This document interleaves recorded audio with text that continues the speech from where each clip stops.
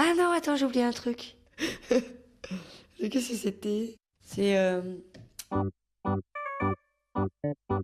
Ça paraît des mots, mais c'était pas des mots. De toute évidence, Adam invente alors l'hébreu. Avec la langue. je sais plus. Je pensais que vous vouliez que nous parlions en japonais. Avec la langue. Oh, je l'ai sur le bout de la langue, ça m'énerve. Tire ta langue, une émission d'Antoine Perrault, réalisée par Laetitia Koya. Alors avant Babel, le langage véritable de Dieu et d'Adam est le chinois. Linguam nostram in qua natisumus. Mon métier de linguiste n'est ni de me faire le chantre d'une langue commune, en l'occurrence l'anglo-américain, ni de faire entendre des accents de Cassandre, d'être une Cassandre à cocarde. Avoir sa propre langue comme un trésor et pas comme une prison. Voilà 15 ans, dans le numéro 3 de la revue Médium, dirigée par Régis Debray, un grand savant à qui nous devons notamment Aux origines du Coran, questions d'hier, approche d'aujourd'hui, le regretté Alfred Louis de Prémar, 1930-2006, eh bien, il écrivait ceci. « Nous savons bien, en dépit des affirmations contraires, que ce livre, comme les autres, a des auteurs. Nous dirions aujourd'hui des rédacteurs, et qu'il a une histoire. Mais cette histoire a abouti à un fait massif, significatif de la manière dont le Coran est reçu par les musulmans. La moindre citation qu'ils en font est précédée par un « Dieu très haut a dit ». Fermez les guillemets.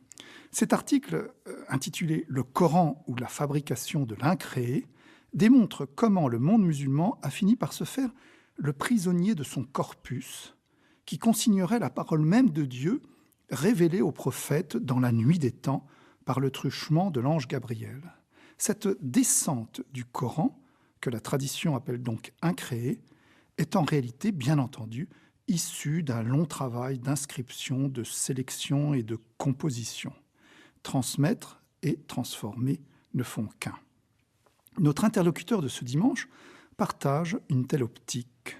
En duplex de Lausanne, voici Sami Aldeb, professeur des universités, invité à enseigner en Suisse, en France ou en Italie. Sami Aldeb, vous êtes à la fois traducteur du Coran, en français, anglais et italien, Coran que vous avez par ailleurs édité en arabe. Alors pour commencer d'ouvrir ce cercle fermé qu'est trop souvent le Coran, nous allons tout simplement examiner un tel texte, plus incomplet qu'incréé, oserons-nous dire à ce micro, en faisant fi du caractère sacré pour ne nous en tenir qu'à la philologie. Arrière le canonique, place à l'exégèse. Impossible d'épuiser le sujet en une petite demi-heure, nous nous en tiendrons à un rapide forage, à un carottage textuel. Premier point que je voudrais que vous puissiez résumer pour nous, Sami Aldeb, celui de l'ordre chronologique auquel il faut bien soumettre le Coran. La constitution du Coran est un assemblage humain, collectif et politique. Pouvez-vous rapidement nous en résumer les étapes, Sami Aldeb ? Alors, nous allons traiter d'un texte et non pas de l'aspect religieux soi-même. Alors, le chercheur n'est pas tenu par les dogmes du croyant, comme le croyant n'est pas tenu par les idées du chercheur. Alors, on est dans deux domaines séparés. Alors, le texte du Coran dont on dispose, selon la tradition musulmane, il a été recueilli ou assemblé 15 à 20 ans, selon la tradition musulmane, après la mort de Mahomet. Mais probablement, la version dont on dispose aujourd'hui date de 2 à 3 siècles plus tard, dans la forme actuelle. Et les musulmans, donc, ou ceux qui ont rédigé ce texte, en se basant sur des témoignages ou sur d'autres éléments dont ils disposaient, ils l'ont organisé d'une façon très drôle. C'est que c'est un Coran qui comporte 114 chapitres et au lieu de les mettre par l'ordre de révélation, conception musulmane évidemment, à laquelle je n'adhère nullement, ils ont mis ces chapitres plus ou moins selon leur longueur. Alors on ne sait pas quand est-ce que la révélation commence, où est-ce que se termine.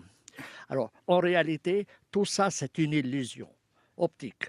Le Coran, c'est un copier-coller de différents textes qu'on a arrangés dans des chapitres, donc 114 chapitres. Mais les chercheurs ou les savants religieux musulmans, tombant sur des normes juridiques, autre aspect, ils ont dit non, on va essayer de classifier, ne fût-ce que théoriquement, ce Coran entre partie mécoise, qui est moins violente, et la partie médinoise, qui est violente et juridique. Mais celui qui achète le Coran dans les marchés, il dispose d'un texte où on a le texte mélangé, sans distinction entre médinois, ce qui est révélé à la Médine, et un texte mécois qui était révélé à la Mecque. Alors, le travail que j'ai essayé de faire, c'est de remettre tous ces chapitres dans l'ordre chronologique selon les instructions de l'Azhar. Ça a un sens pédagogique, pas nécessairement historique. Ça veut dire, ça indique comment ont évolué les concepts du Coran d'un texte plus ou moins universaliste où le Coran s'adresse aux humains à un texte plutôt ségrégationniste où il va s'adresser plutôt aux croyants qu'il va opposer aux mécréants. Vous voyez, cette division du Coran entre mécois et médinois permet aujourd'hui de s'en sortir des problèmes qu'on a. Alors, faut-il se tenir à un texte mélangé dans la forme actuelle qui, on ne sait pas s'il est violent ou pas, parce qu'on a un verset tolérant à côté d'un verset très violent, et ainsi de suite, ça se mélange. Ou est-ce qu'il faut-il se tenir à ce qui a été révélé en dernier lieu, ou se tenir seulement à ce qui a été révélé en premier, qui est au moins violent. Alors, matériellement, la publication d'un Coran par ordre chronologique permet de distinguer quelle est la partie violente, quelle est la partie non violente. Distinguer, vous le dites, Sami Aldeb, c'est tout l'art qu'il faut déployer, mais le texte lui-même, faut-il préciser, a un aspect qui oblige à distinguer, ne serait-ce que parce qu'il n'y a pas véritablement de coupure, de césure, de ponctuation, dirait-on, dans un tel texte. Oui, alors si on passe à l'aspect formel du Coran, quand on dispose d'un Coran en langue arabe, normalement les musulmans ils disent « Ah, vous ne parlez pas l'arabe, donc vous ne comprenez pas le Coran ». En réalité, si vous lisez le Coran en français, c'est beaucoup plus simple que de le lire en arabe. Alors, le texte arabe qu'on a, c'est un peu au kilomètre.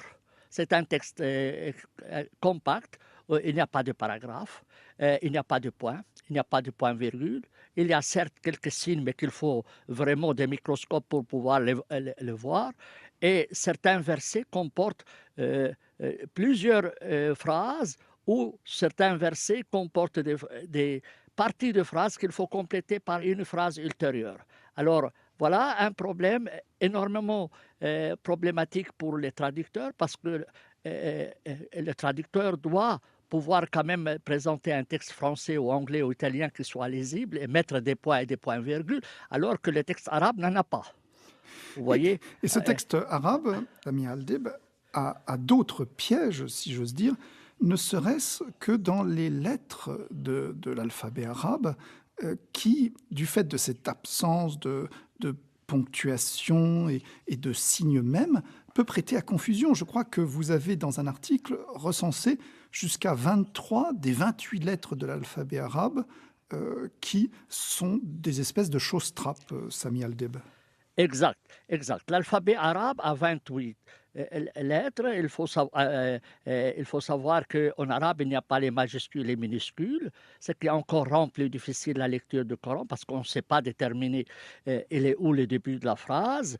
Et 23 sur 28 lettres sont équivoques. Et en plus de cela, on n'a que 3 voyelles longues et les voyelles courtes, ils sont désignés par des accents. Des accents au-dessus ou en dessous des lettres. Et le problème, c'est que les anciens manuscrits dont on dispose du Coran et sur lesquels on a établi le nouveau texte coranique ne comportent ni point ni accent. et ce qui ouvre la voie à des variantes. Alors, le Coran dont on dispose comporte 6236 versets, 6236 versets selon l'édition du Caire, sachant qu'au Maroc, le nombre des versets est différent. Le nombre de versets au Soudan, par exemple, il est différent. C'est le même texte, mais on a découpé différemment les versets du Coran. Alors, le Coran de l'Empire ottoman est différent. Alors, cette absence d'accent a introduit ce qu'on appelle les variantes. Les variantes. Chacun a essayé de lire ce texte squelettique, sans accent, sans point, à sa manière. Alors, sur les 6236 versets, il y a plus de la moitié qui ont des variantes. Et certains mots du Coran ont jusqu'à 15 variantes, avec 15 sens différents. Est-ce que vous pourriez, Sami Aldeb, nous donner par exemple un exemple, ne serait-ce qu'à propos des quiproquos qui peuvent naître de ces 23 des 28 lettres de l'alphabet arabe? Vous auriez un exemple en tête qui nous montrerait l'étendue de la difficulté de votre tâche?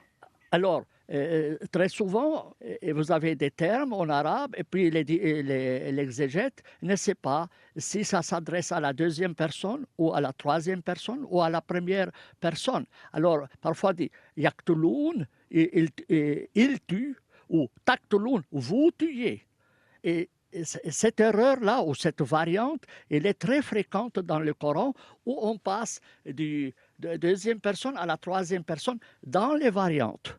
Mais il faut savoir que les textes que vous achetez dans les marchés ne comportent pas ces variantes. Vous allez trouver ces variantes seulement dans les grands commentaires de plusieurs volumes ou dans les ouvrages spécialisés, mais on vous offre un texte purifié devant lequel vous êtes obligé de travailler, avec lesquels vous devez travailler.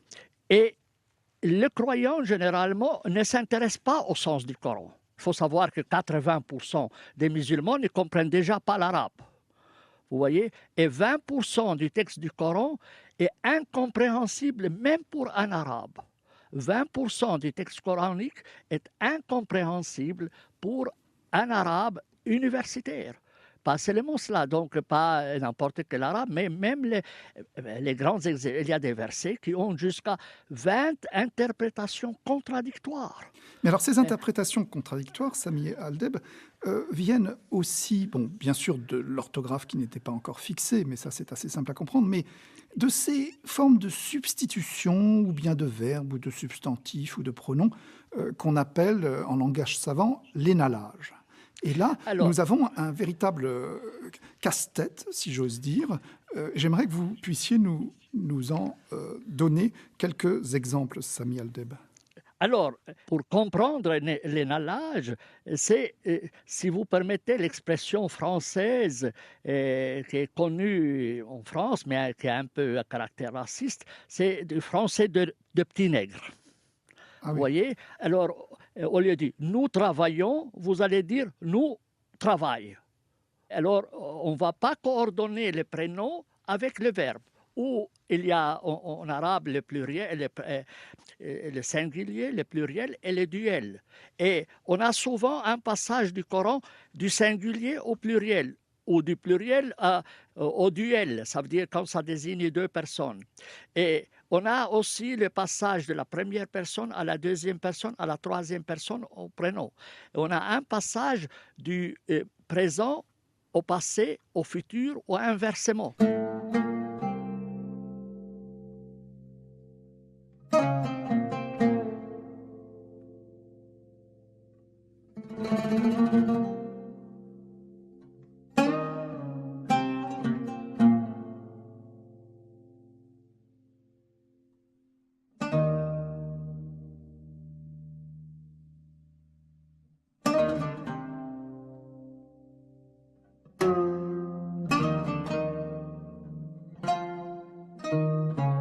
Sami Aldeb, ce qui est très intéressant, et ce que vous prouvez, c'est que, en plus de tout ce que nous avons dit, l'orthographe non fixée, etc., il y a des absences totales de liaison ou de transition dans le texte, ce qui fait qu'on aboutit à des lacunes et des incohérences extrêmement curieuses. Et je voudrais qu'on puisse donner, par exemple, un exemple ou deux de lacunes du Coran telles que vous les avez repérées. Oui. Je prends Alors- un exemple, je vous lis le texte.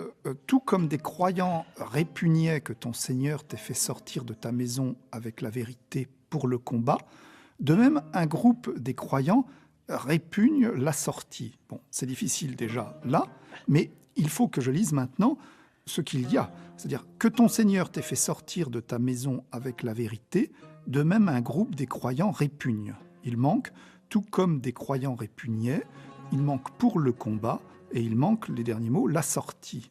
Cet exemple tiré de je ne sais plus quelle sourate, C'est le chapitre 8, le verset 5. d'accord. C'est exact. Alors, en fait, je vais vous expliquer.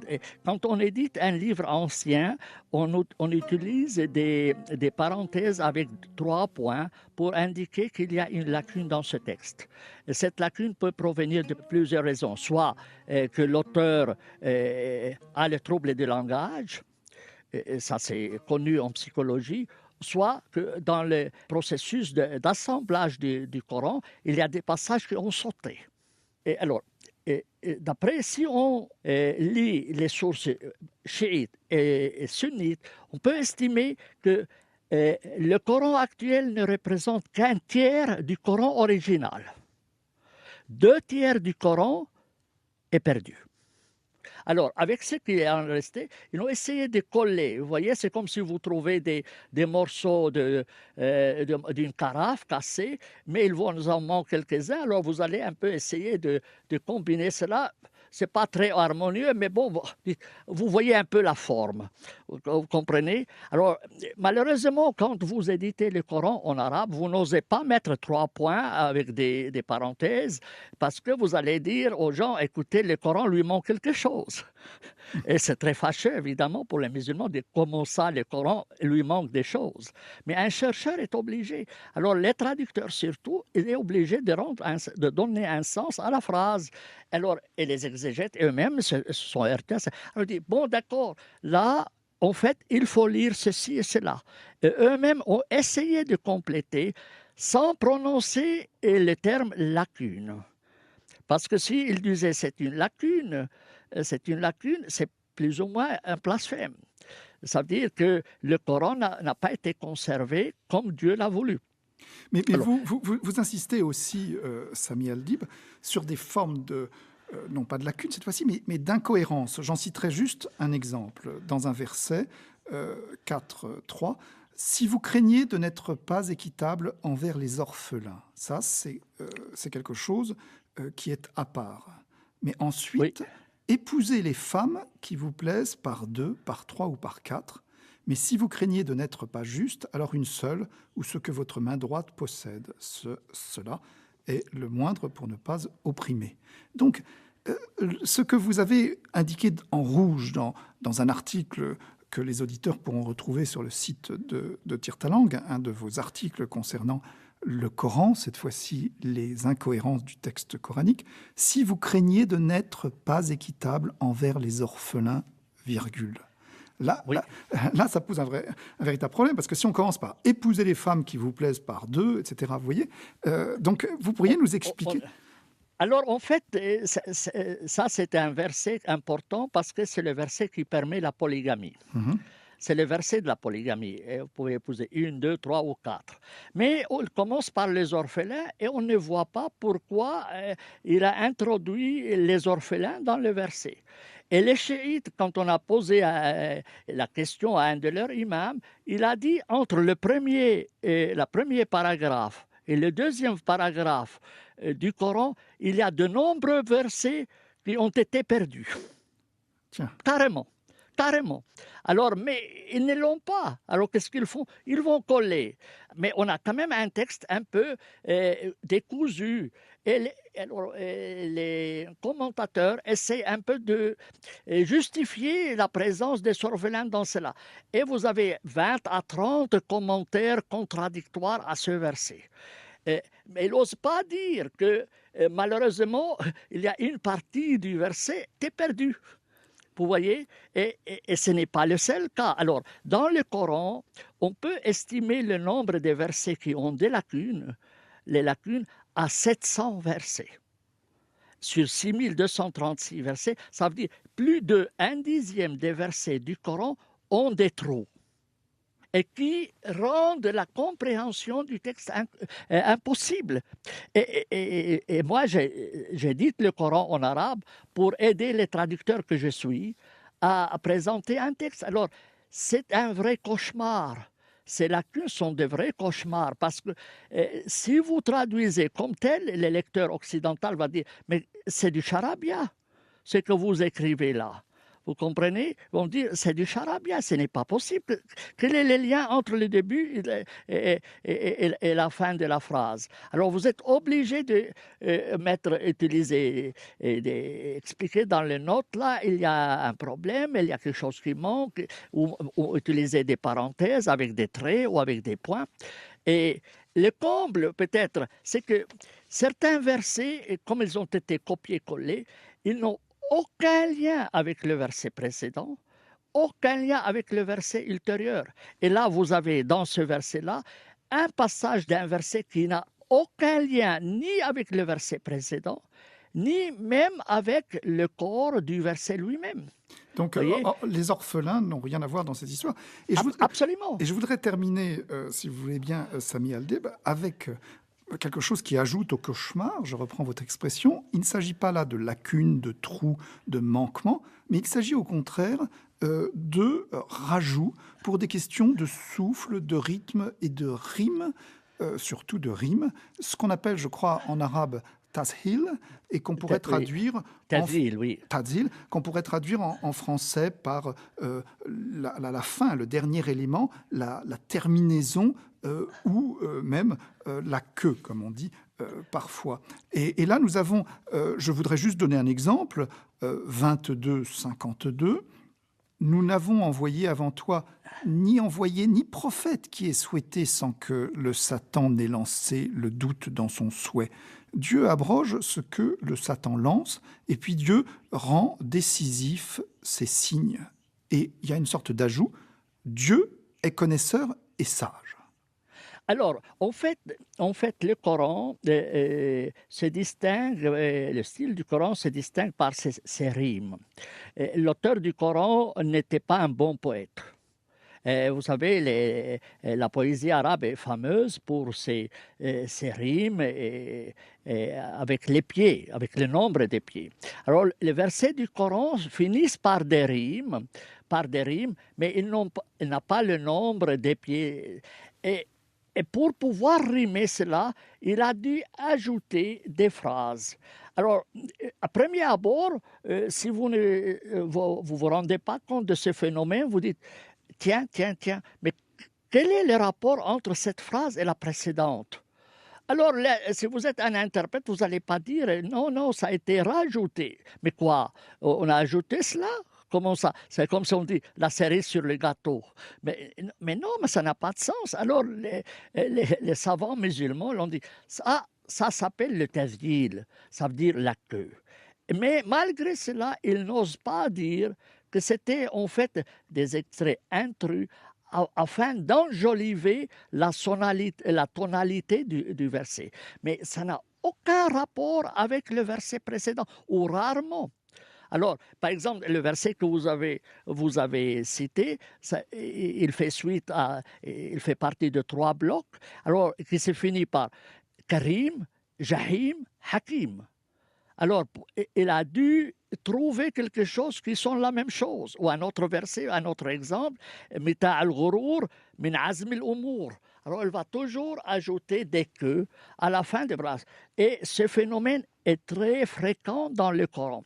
Malgré ça, les musulmans se trouvent gênés en cela. Il va toujours essayer de trouver un lien entre cette queue et le corps du verset. Et il va commencer un peu à faire mousser le verset, à vous donner un sens un peu loufoque. Et comme ça n'a vraiment pas de sens, alors vous avez 50 interprètes avec 50 interprétations différentes. Vous voyez ?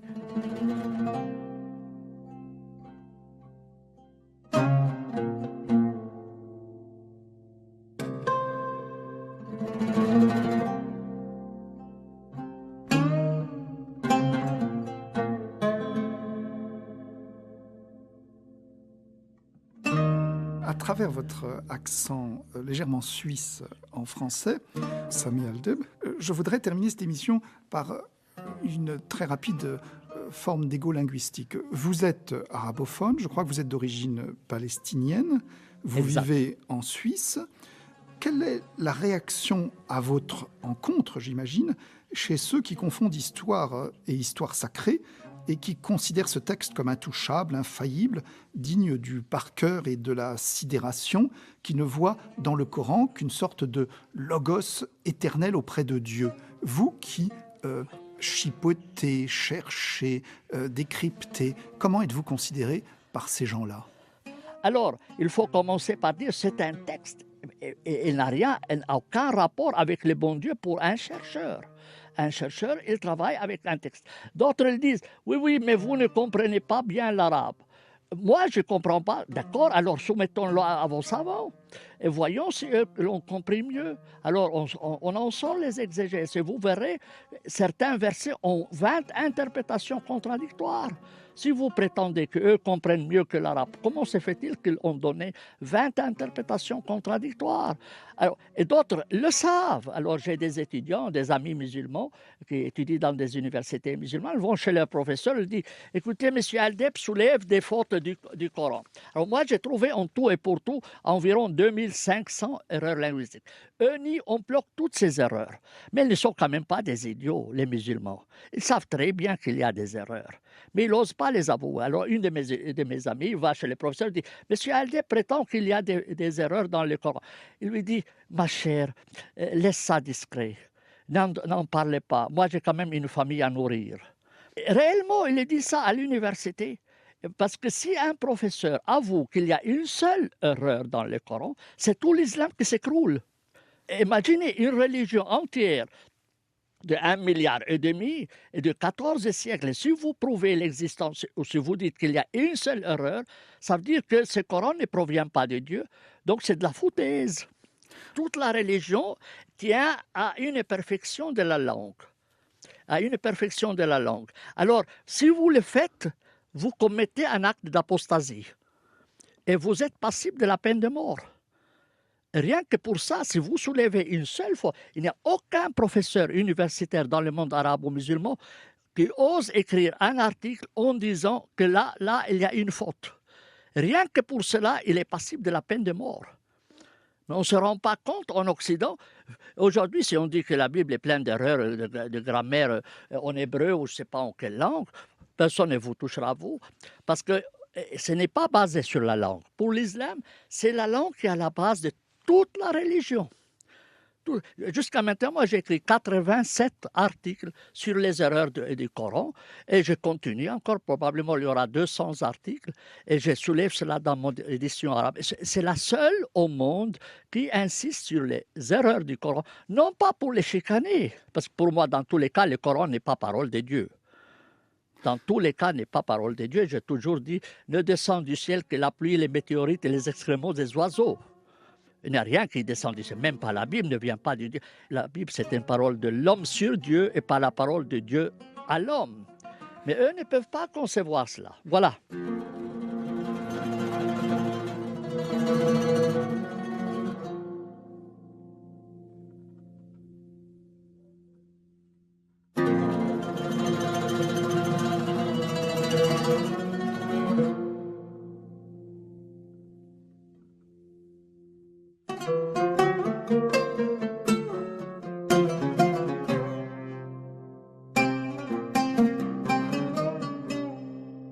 C'était Tire ta langue, une émission d'Antoine Perrault avec le professeur Sami Aldeb, et vous retrouverez sur le site de Tire ta langue les références des articles de Sami Aldeb.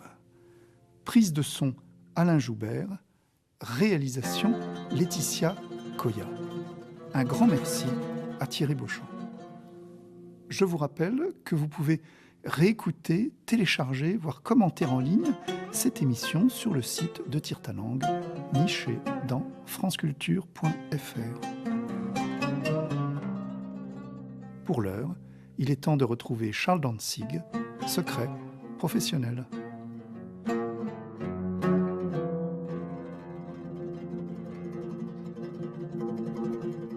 Thank